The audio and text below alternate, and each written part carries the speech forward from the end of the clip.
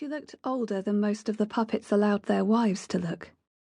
It had been a while since Max had been in a room with a woman who had a few grey hairs. Max had been given the chance to carry out only a few days' surveillance, but during that time he'd heard Dern call her Mattie when they were alone. Max guessed her name to be Matilda. "We've been compromised," she said. "I ran out of my room straight into this one, and I suppose you all did too. A sorcerer has found us." "Shit!" One of the men frowned at Max. "You're an Arbiter, aren't you?" Max nodded. "And you're the ones who run the agency. Feel free to sit down." None of them did. Max kept his attention on the one he'd identified as the boss. He'd recovered faster than the other men, but he wasn't as calm as the woman. She was one to watch too. It wasn't clear exactly where she was in the hierarchy, but she was one of the most trusted of the inner circle. For the past week, Max had been watching 3 rooms, including the one they sat in, using the same scrying beetles Ekstrand had sent into the chapter building to see what happened to those within. He would have preferred an opportunity to thoroughly brief Ekstrand before coming through, but the sorcerer had been unavailable. Petra had said it was because he was at war with the sorcerer of Mercia, which was clearly demanding, but Max agreed with the gargoyle's appraisal. Ekstrand was actually only remotely useful 1 day a week. As they'd arranged outside, the gargoyle sat behind Dern to identify him for Ekstrand. "How dare you break in?" Dern said. "How dare—" He stopped when a burning line described a doorway in the stone wall, and a way opened out onto the nether. Mr. Ekstrand strode through, wearing his black suit, cape, and top hat. As it had been when speaking with the puppet, and at the Rosa party in Aquaisulis, his face was obscured. He pointed at the group with the silver tip of his cane as the doorway returned to stone behind him. "Sit down." They complied.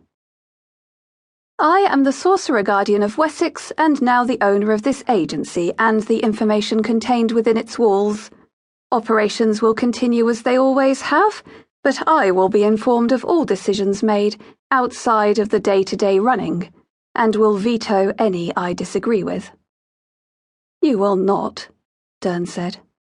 "We're outside of the Heptarchy and a long way from your domain. You have no right to do this whatsoever."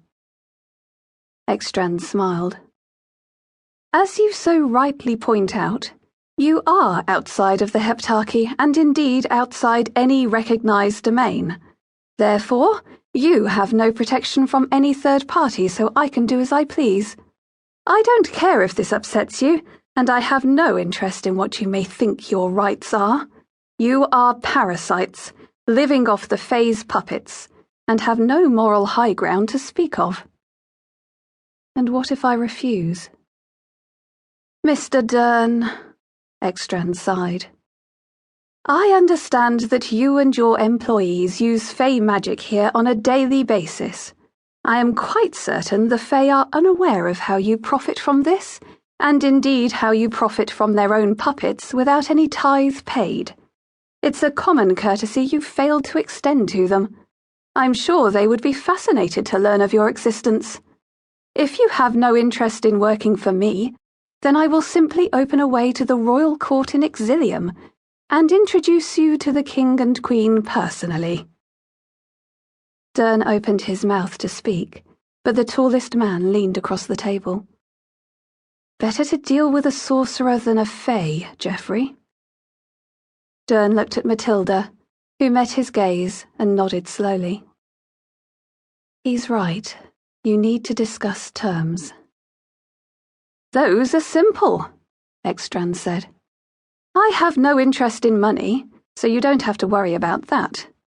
I just want access to all of the files on the puppets you hold here, and to have any questions answered." "For now," Dern replied.